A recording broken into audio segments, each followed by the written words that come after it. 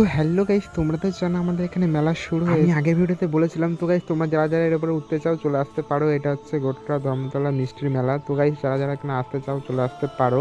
তো গাইস, যাই হোক গাইস, তারপরে দেখছিলাম পাশে কত আর কি কাপ প্লেটের দোকান, একদম পুরো ব্লু ব্লু একদম পুরো লাগছে। তো গাইস, যাই হোক গাইস, তারপরে এদিকে দেখলাম প্লাস্টিকের ফুল আর অনেক কিছু রয়েছে গাইস। এখান থেকে বল টলে ছোটোবেলায় এগুলো কেনার জন্য রান্না করতাম।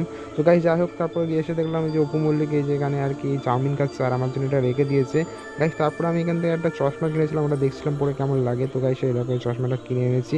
এটার দাম নিয়েছে 90 টাকা। দেখলাম না, চশমাটা মোটামুটি ঠিকঠাকই আছে। তো গাইস, তোমরা বলো চশমাটা কেমন লাগছে। তারপর গাইস, সকালবেলা অপু মল্লিককে ছাড়তে গেছিলাম, কারণ ও কম্পিউটারে যাবে, তার জন্য বলে চ একটু দিয়ে। আমি এখনো আর ব্রাশ ট্রাশ করিনি, একেবারে ঘুমাচ্ছিলাম, ওখান থেকে ডেকে নিয়ে চলে এসেছে।